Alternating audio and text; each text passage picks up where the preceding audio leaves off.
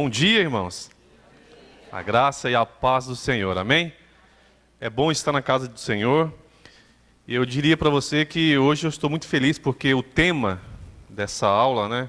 Nós encerramos aí o tema sobre evangelismo urbano. E vamos começar agora a série, agora em dezembro, falando sobre a vida de Jesus. Eu acho que para o cristão, para nós crentes, não existe um assunto mais interessante. Você começar a estudar a vida de Jesus. Isso é fantástico para nós. O quanto temos a aprender, né? Quando nós olhamos para os passos do nosso mestre. E antes de começar aqui alguns pontos aqui marcantes na vida de Jesus, eu acho que seria interessante se a gente construísse aqui uma ideia, talvez se cada um aqui pudesse falar, na vida de Jesus, o que te chama mais atenção? O que você poderia falar? Talvez você possa olhar para algum momento da vida dele e algo em particular possa te chamar muita atenção. Eu acho que a gente pode construir aqui juntos uma ideia de quem é Jesus. Esse tema é muito interessante que você colocou sobre Jesus, ele quer que nós tenhamos uma vida em abundância. O problema é que quando a gente pensa em abundância, a primeira coisa que vem na nossa mente são coisas materiais, né? Talvez para muita gente uma vida abundante é uma vida que venha para o lado da prosperidade, do lado material. Mas a abundância que Jesus ele traz para nós, ela excede todo e qualquer entendimento e está muito além daquilo que você pode ter ou conquistar, né? De coisas materiais. Realmente ele é abundante, né? Ele é a água da vida, né? Ele é o pão da vida. Para mim a palavra assim de algo que eu olho para Jesus, de tudo que vocês falaram aqui, que é muito nítido, né? E é maravilhoso parar a pensar, abrir os textos e refletir, mas a humildade de Jesus também é algo que não dá para você entender.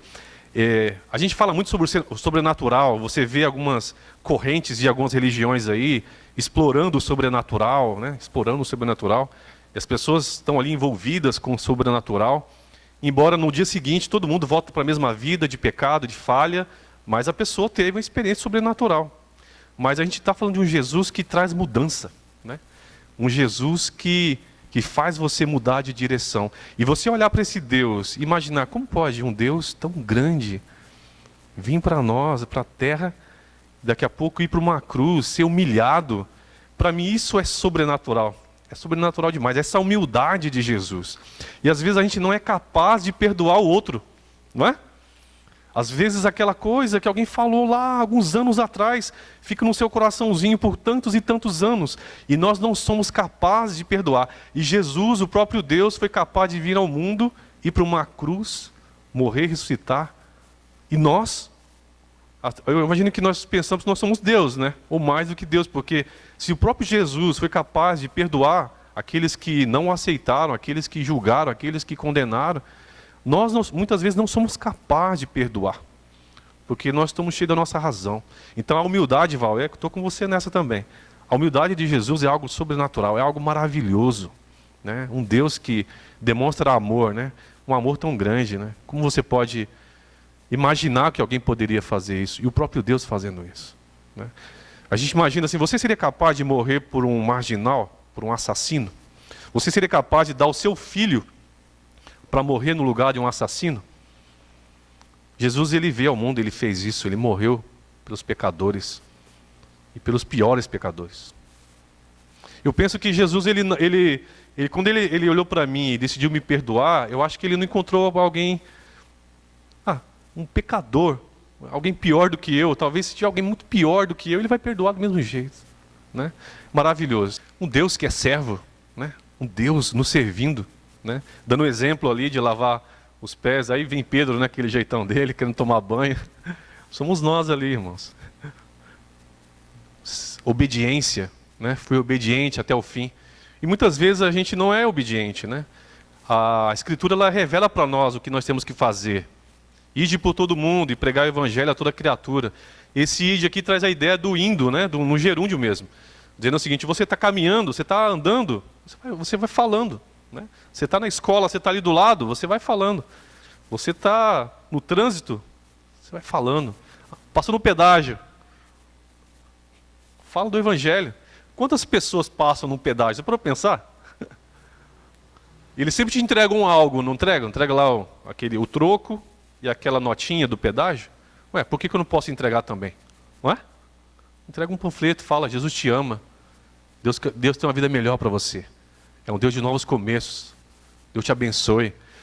Às vezes a gente não tem noção do que o poder do Deus te abençoe. Né? Às vezes a pessoa está ali com sofrimento e ela escuta assim, ó, Deus te abençoe. E ela para e pensa nesse Deus abençoando ela. Não é? Maravilhoso. Irmão, a gente vai começar a falar de Jesus aqui, eu não vou nem passar do primeiro slide, porque é maravilhoso falar do nosso mestre. Né? Existe nas empresas, a gente sempre vai falar sobre o chefe e o líder. Né? O chefe é aquele que diz vai.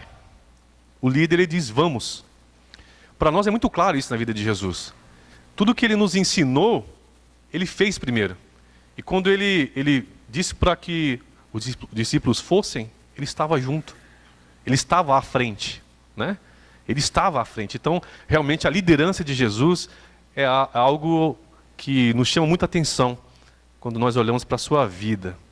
É algo maravilhoso mesmo. E hoje existem vários coaches aí que já espelham, né, suas palestras na vida de Jesus. Muitos e muitos.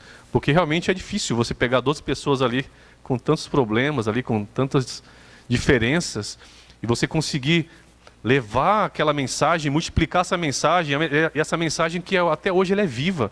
Ela não morreu. Jesus, ele mostra para nós o seu sacrifício vivo, né, ofertando a sua própria vida. E às vezes, irmãos, nós não somos capazes de sacrificar o nosso tempo, não é? Às vezes o tempo, eu acho que hoje é algo que a gente teria que repensar, né? Remodelar. Nós gastamos nosso tempo com tanta coisa. Sabe uma prova para mim, irmãos, que é possível você ter uma vida cristã melhor e investir na palavra de Deus e em estudar o Evangelho?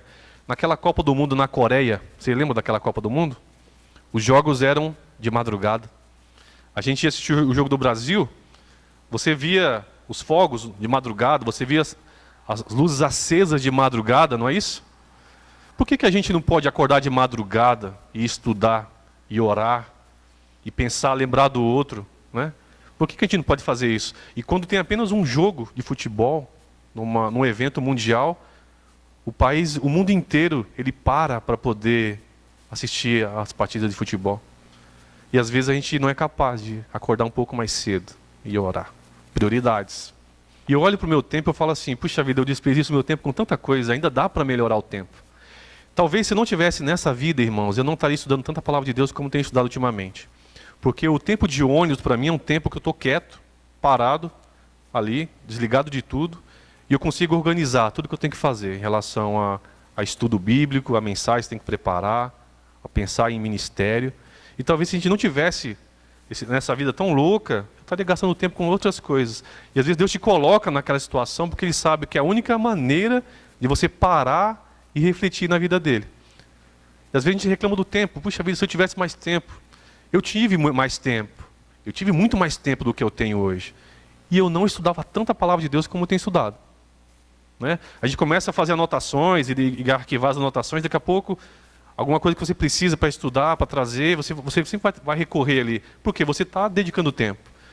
E nós temos tanto tempo, e nós não somos capazes, muitas vezes, de sacrificar esse tempo. E Jesus sacrificou a si mesmo. Né? Ele se anulou, ele se esvaziou e foi para aquela cruz. Temos ali o nascimento de Jesus. Né? Eles vão para a cidade de Nazaré, né, para fazer ali o cadastramento. Né? E, de repente, chega o momento de Jesus nascer. Eu acho fantástico ali, irmãos, quando o texto lá de Lucas 2 nos diz que não havia lugar na hospedaria. Uma coisa interessante é que Jesus ele foi rejeitado, até mesmo no seu nascimento. Né? Não havia lugar na hospedaria. Domingo eu falei sobre o bom samaritano, né? E trazendo ali um paralelo do bom samaritano e Jesus. Né? Cada ponto da parábola e Jesus. Quando a gente pensa sobre essa hospedaria, eu coloco essa hospedaria como nós. Nós somos a hospedaria. Né? E muitas vezes não existe lugar nessa hospedaria. A hospedaria ela está fechada, lotada. Né? Estamos lotados com tantas coisas. e às vezes não há lugar para Jesus. Quando você pega lá um texto que eu falei tantas vezes esse ano, acho que se fosse contar, acho que foi mais de 50 vezes, o texto de Apocalipse 3, 20, né? Ali está Jesus falando à igreja de Laodiceia. Deus fala para uma igreja que ele não consegue entrar e que ele bate a porta. É para aqueles que já conheciam a palavra, não era para aqueles que não conheciam. E ele fala, eu quero entrar, eu bato a porta. Se você ouvir a minha voz, eu entrarei e cearei com você e você comigo. Então Jesus ele fala para aqueles que conhecem. Sabe por quê? Porque às vezes não há lugar. Às vezes a porta está fechada.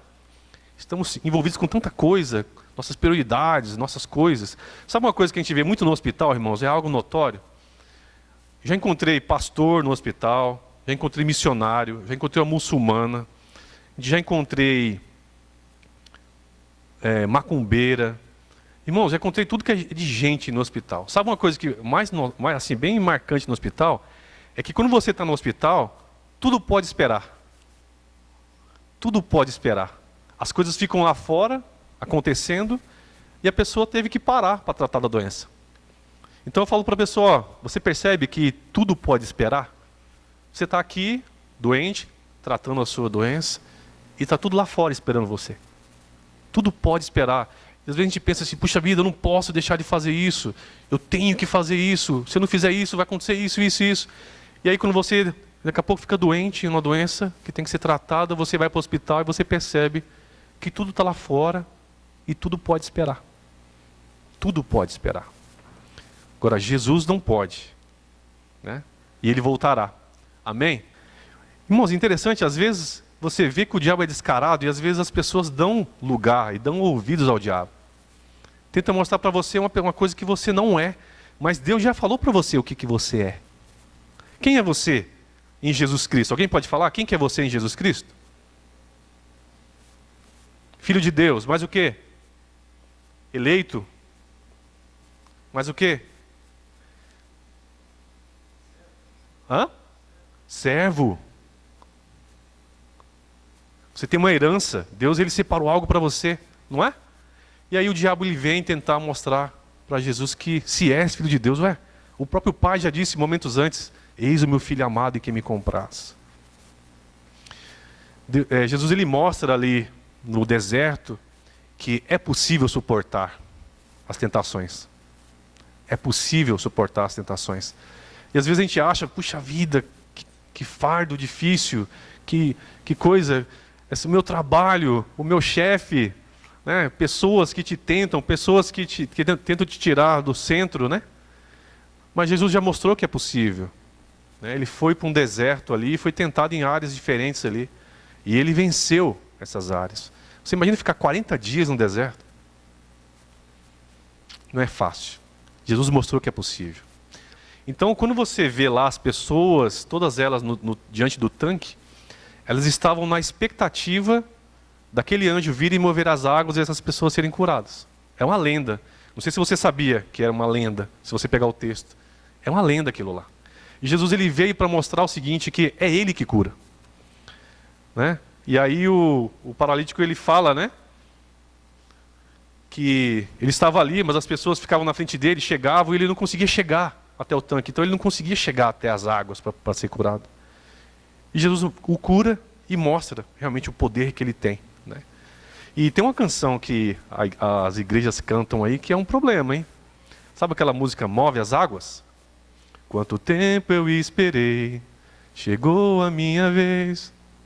Sei que hoje é o dia, Jesus está aqui. Aí, move as águas, Senhor. Cuidado, hein? Está falando de um texto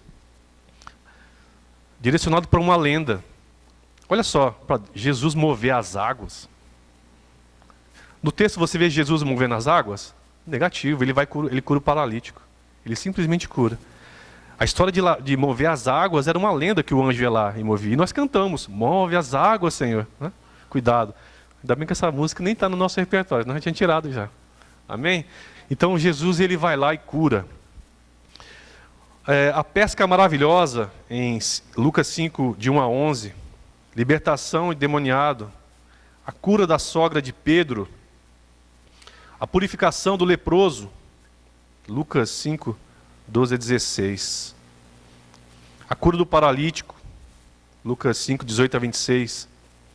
A cura do criado de centurião. Aqui, quando você fala sobre a cura do criado do centurião, é algo fantástico também.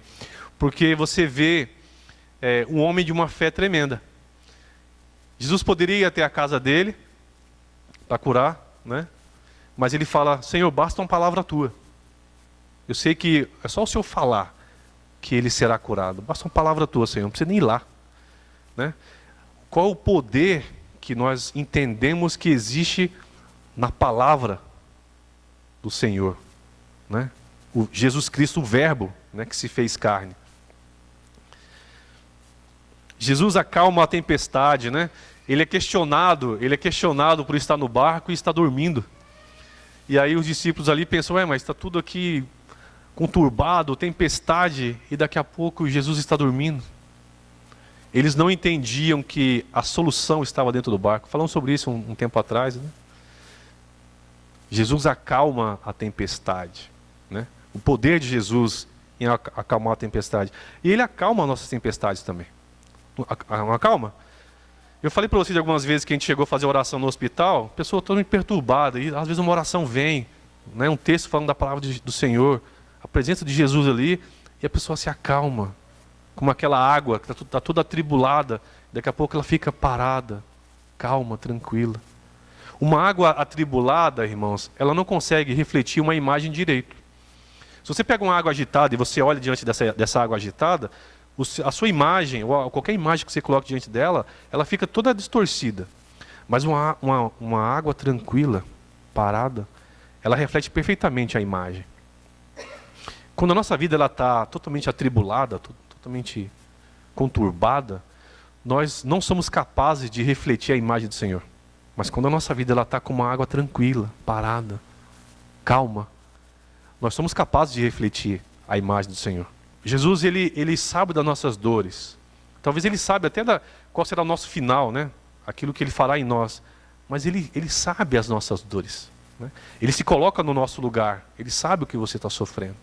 Quando você pega lá em João 21, 25, que é o último versículo do livro de João, ele vai dizer o seguinte, que se fosse colocar no mundo tudo aquilo que Jesus, em livros, tudo aquilo que Jesus fez, no mundo não caberia tantos livros.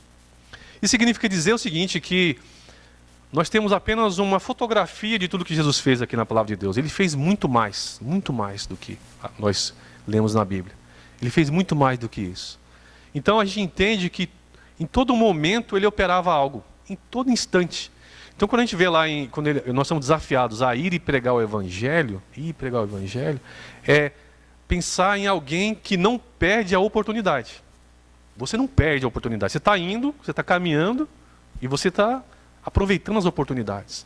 E eu posso dizer para você nessa manhã que Jesus, ele não perdia as oportunidades. Para você chegar no último versículo de João e dizer que, é claro que existe aqui também, né, uma figura, né, de colocar dessa forma, mas que se fosse colocar em livros tudo que Jesus fez não caberia no mundo, mas Jesus, ele não perdia oportunidade nenhuma. Em todo o tempo ele operava algo, seja olhando, tocando, falando, sorrindo, chorando, caminhando, tudo dele produzia algo. E nós, como discípulos de Jesus, somos desafiados a fazer o mesmo, não é? Talvez o nosso olhar, o que o nosso olhar tem produzido? Como nós olhamos, né? A irmã falou sobre isso, sobre você olhar para o outro, né, de forma diferente. O que o nosso olhar, o que traz no nosso olhar quando nós olhamos para o outro? Será que nós estamos olhando como Jesus olha? Será que o nosso olhar se aproxima do olhar de Jesus? Cantamos no domingo aquela música Coração Igual ao Teu, né?